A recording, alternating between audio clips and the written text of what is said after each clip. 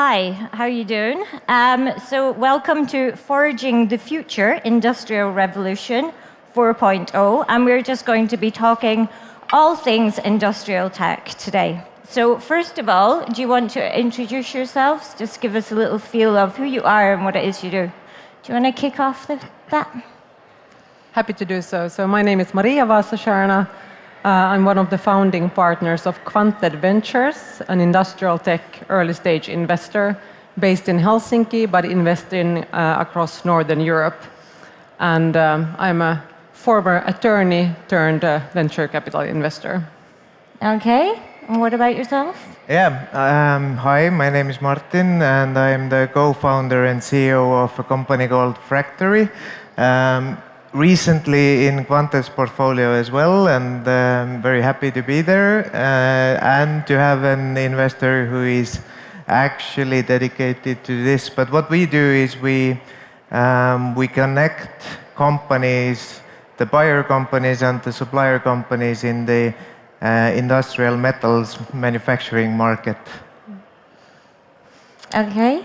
Yes. Hi, my name is Lauri Lehtuvari. I'm the CEO of Compient Foundry. Basically, what we do is we help startups to land deals with large industrial companies. So we package industrial needs from large companies to startups at no cost and try to make it as a fast procurement effort for startups. So the startups get deals with no cost and faster way of going through the hurdles with large companies. Okay, so when we think about industrial tech, is it a hot tech to talk about? Like, what's hot in industrial tech right now? I can start by saying that I think it's a pretty hot topic, so it's good that it's on the agenda here at the conference. It's one of the fastest growing sectors in VC investing. I think the timing is really now for industrial tech. There are many reasons for it, and I'm sure we'll dive deeper into those. Yeah. And you see more of these emerging niche investors or specialized VC funds, such as Quanted, wanting to take a more narrow scope and focus and looking specifically at industrial tech. I mean, traditionally, VCs maybe were not investing so much into the area or looking so closely into the area. You had more like maybe niche climate tech or deep tech VCs, but now you also have these emerging industrial tech specialists. Yeah. And what are you finding hot at the moment, Martin? I mean, everything related to everything we consume and do and are able to do is related to manufacturing. And the reason why it's the fastest growing at the moment in terms of VC investments is that it's been underserved for a very long time. And now kind of everybody understands based on the past two or 3 years when we've seen the impact of a lot of the bad things that maybe have happened and made it complicated, and it has disrupted so much of our day-to-day lives, and it all kind of goes back to something related with manufacturing and production. So it's worth solving, and it's the biggest industry there is. So. And there is a lot of opportunity, just a lot of problems to solve. So everything is kind of hot. Okay, so actually last night I did have a conversation with Martin about this, and he really drilled it into me how much it affects my day-to-day life. Since I got out of bed this morning, I have just been so grateful for industrial tech. Everything I've been doing, I'm like, oh my goodness, this wouldn't happen without you. Anyway, sorry, Larry, your turn. What's interesting? Well, we've set up like close to 300 commercial relationships between industrial startups and our industrial companies. Most of those relationships fall into few categories such as industrial automation, supply chain efficiency and transparency, sustainability, specifically reducing CO2 or energy efficiency, and material innovations. So those are where we mostly spend our time on. If you look at the close to 300 relationships in the past 6 years or so. However, I think that trends are important for founders to know about, but it's equally important to then know about who is your customer and how do you fit to the roadmap of individual teams, whether those are R&D teams or business lines in these industrial companies.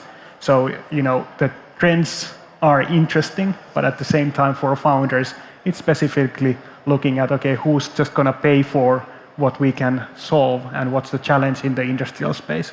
And if I might, elaborate on that a bit, right now as an example, if we look at energy, we have like 15 to 20 energy-related opportunities for startups as we speak, from 10 industrial companies lined up, from fuel switching to battery recharging solutions, energy efficiency, etc. So that's where you energy is important, and we all know about that, but then you need to know who has the decision-making power and who has the budget, etc., in order to land the deal. Okay, so talking about energy, sustainability, that's a nice segue into our next question, which is how do we make the manufacturing more sustainable? And when we're talking about that, we're not talking about a more sustainable product, but the making of the product rather than the product itself. And I know, Martin, that you've got some views on this. Definitely. I think while I do agree that automation is necessary, and it's been worked on for decades now, and up to a point where a lot of it is already pretty efficient. When we talk about the actual kind of manufacturing process, the machines, there's quite a bit of automation there already, and the gains to where we are with technology at the moment in general is relatively marginal. But where the biggest kind of issue is that these machines tend to be used wrongly, or they're not found when they're needed. So and of course I'm biased here, and Fractory is dealing with the information that exists in the market but is inaccessible. So finding the right solution for every manufacturing order is our main goal. But it is super inefficient, and when we're talking about kind of productivity gains due to automation, 20%, yeah, great, but we have 4 times the machinery in the market than we actually need. The average machinery utilization is 26%. And that's because nobody knows where they are when they are needed. So if there is something to be done and where to focus, then anything related to data at the moment is more important than fixing a process, and that then boils down to actually using that technology that is already there the most efficient way. Is this something that's important to you when you're looking at startups to invest in? Obviously, and I'm sitting here next to one portfolio company, so very proudly so. But maybe to continue on Martin's point, what I think is quite exciting, if you think about why industrial tech is hot, as you said in the beginning, or why this is really the time for it. So I mean, the digital revolution hasn't really happened yet in the B2B world, compared to if you look at, for example, consumer tech. But now we really see this shifting, and it's also a generational shift that's happening in preferred buying behavior and procurement behavior, because the millennials are digitally native. They are used to buying everything from an online marketplace, compared to the baby boomers who are retiring, and they prefer to always have an RFP, and that's the way you purchase things in the sort of big corporate world. And here I think we also see now that industry participants more generally are becoming more tech savvy and able then to adopt these new technologies that we are seeing and obviously investing in. But maybe here I'd like to throw the ball to Lauri and ask, how do you see the big corporates in this industrial savviness? What's the maturity there? It's definitely a trend that has been sort of growing that demand and that interest, and I think it goes to what you said, Maria, about the generational shift that we are seeing here, but also about the technology maturity that is sort of I think more ripe today for industry than it used to be like decade ago or so. So I think that's why we are seeing interesting opportunities coming up more and more for startups. Like for instance, we package around 50 or plus 50 opportunities to startups this year, and it's been constantly growing more and more. And I don't see that trend declining anytime soon, rather quite the opposite. And if you look at like sustainability topics in industry, there's just so many things that you can tackle as founders and startups. You know, whether it's, as I mentioned, the energy-related opportunities, or you have carbon capture space that where the traditional industry players might not have the capabilities always in-house, the skill set and the talent, and that's why they're looking outside. And their traditional suppliers might not have that either. So typically nowadays, more and more in really, really good startups around the world, you actually have that talent and tech and solutions that can be adapted and scaled quite easily. It always takes a bit of work as well, but nonetheless. Okay.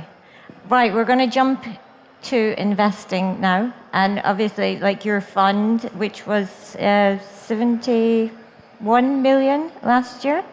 How did you find raising that fund? Because you were being sector specific. So how was it raising that fund? I think it's always about the strategy, of course, that you present in any fundraising and the narrative. But I think here it was easy in the sense that the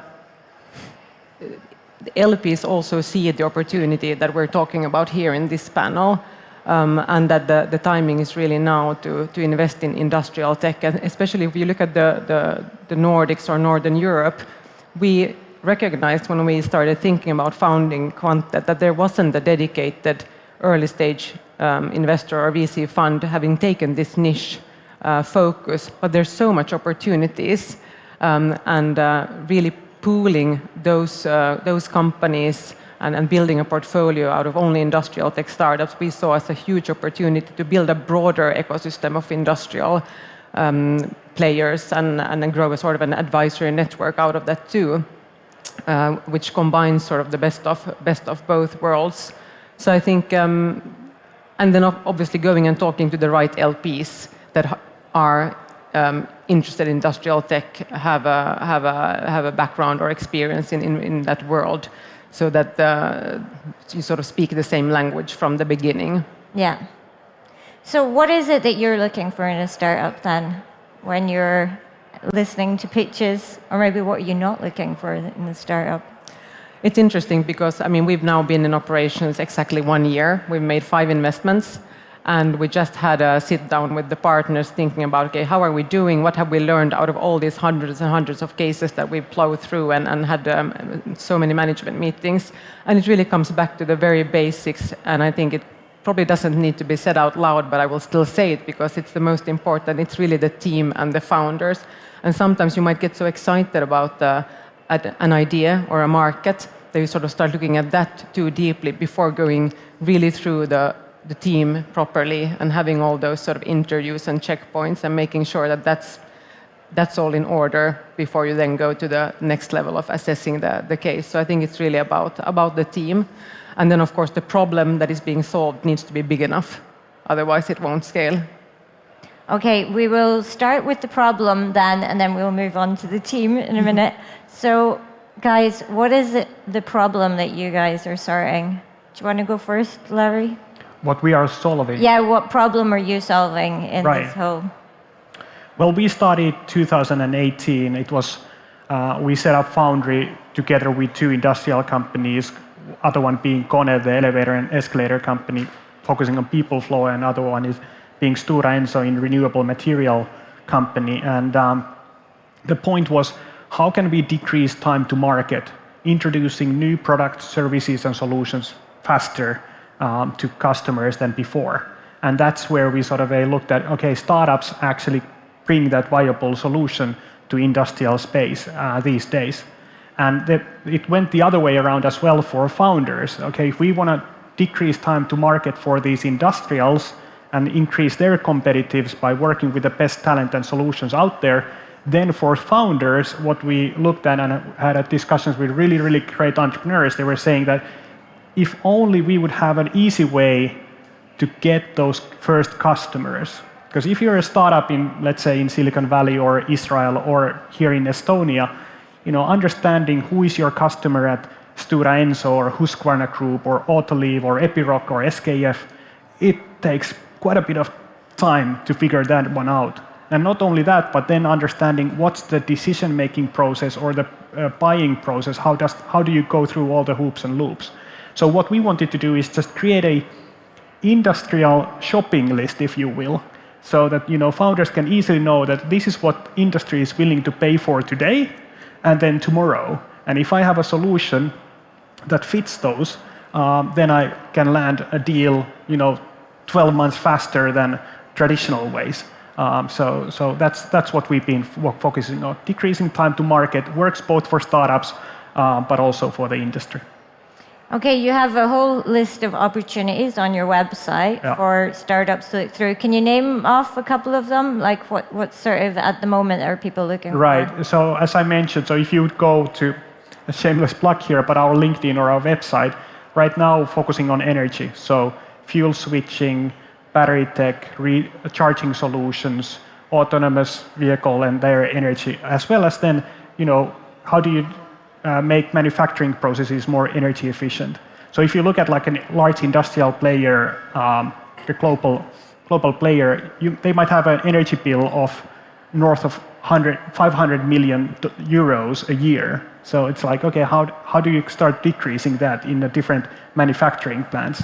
And if you can even take a few percentages out of that, that brings quite a bit of value to that one industrial company. And then if you can replicate to that other industries, then it's going to be quite valuable business opportunity for founders.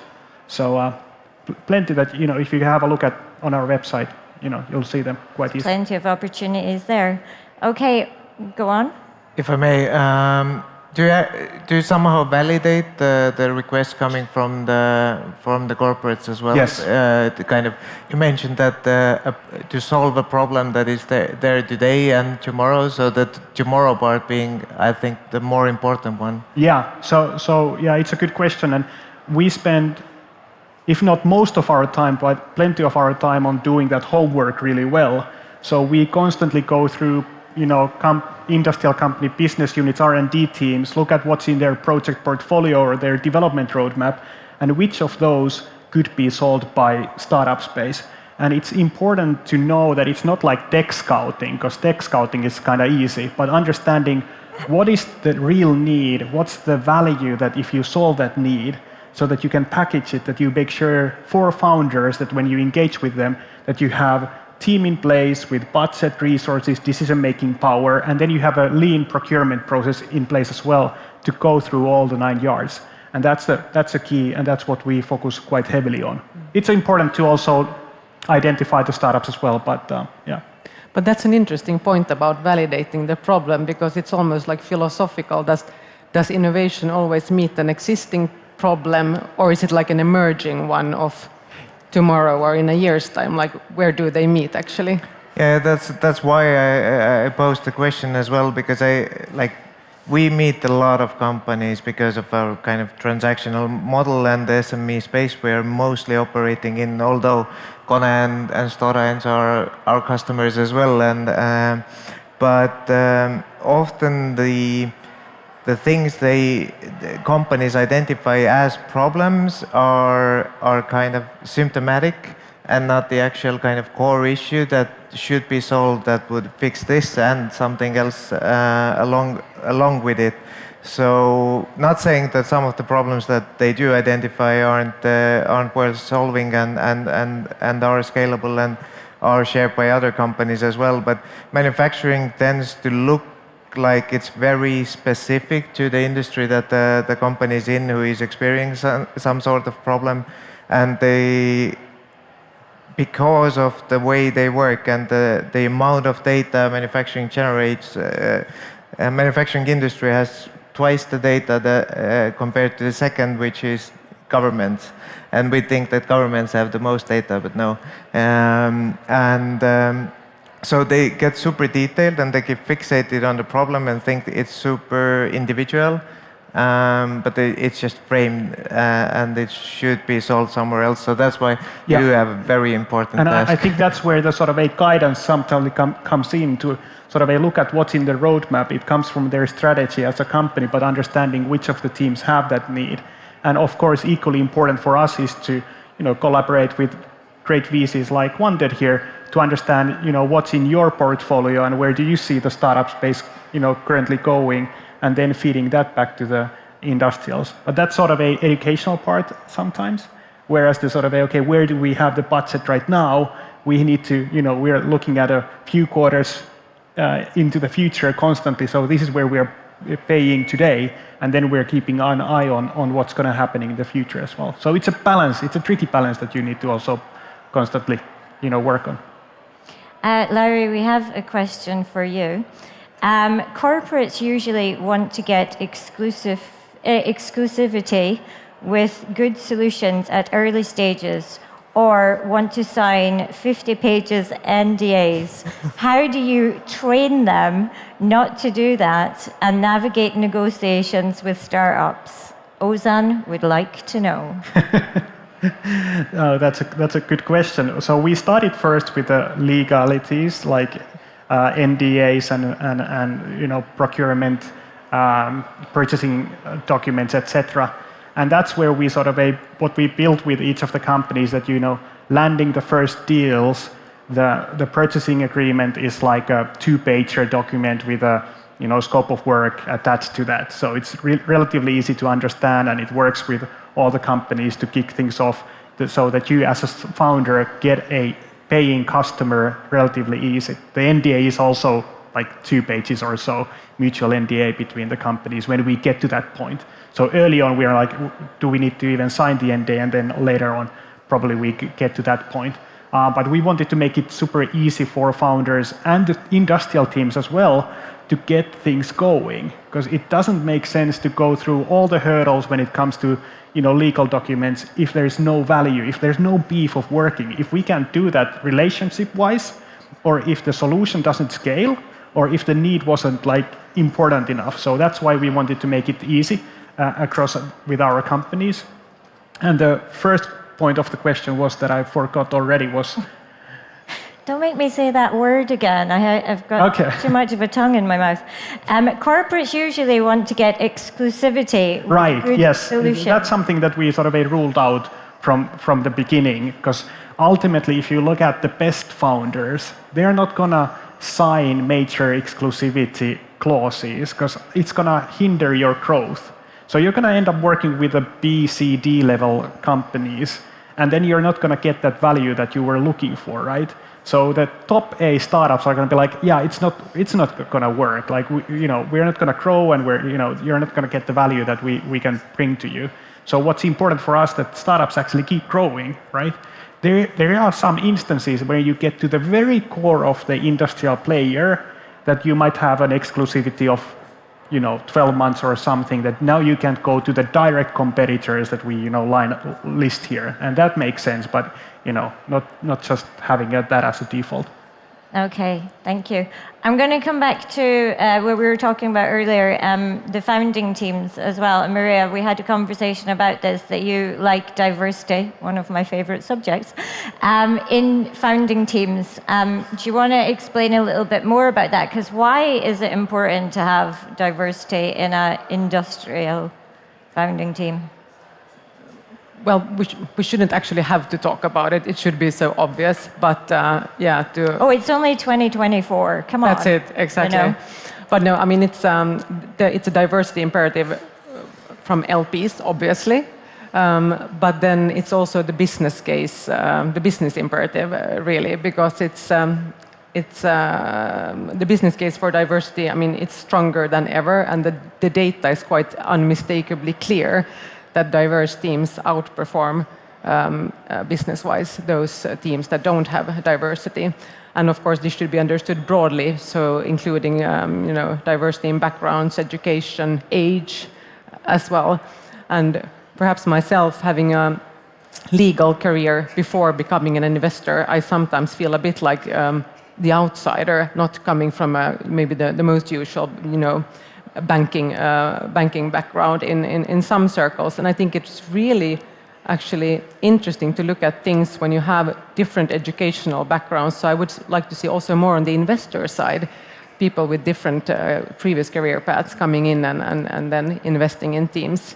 But yeah, in the industrial tech sector, I would love to see more female founders as well. But it's, of course, much can still be improved on that sector. Okay, don't ask too much, will you? Okay, we're running out of time really fast, so I'm just going to go through you all. What's the dream? So, what's the dream for the future? Larry, you can go first. Well, I think it should be that we have the best talent coming together super seamlessly to work on the biggest challenges of our lifetime, and industry specifically is in the very core of that, whether it's sustainability or otherwise. So, making that as easy as possible, that's what we are working on, and hopefully see that more in the future as well. Okay, what's your dream, Martin? Yeah, I'm gonna repeat myself. To me, it's the biggest issue is the information. So, to me, a connected and collaborative manufacturing ecosystem is the one I think has to happen. So it's kind of a dream and also a necessity for the industry. So and I do think that it's moving in that direction as well. So I think I've placed my dream right. Okay, and what about yourself, Mirja? I think I would like to underline the sustainability imperative. I think that's the most pressing one, the most important one we need to address. Okay, well, my dream is to have more than 24 hours in a day, and unfortunately we don't, so we're out of time. But these guys are available for you to chat to when we get off the stage. So thank you very much. Thank you. Thank you.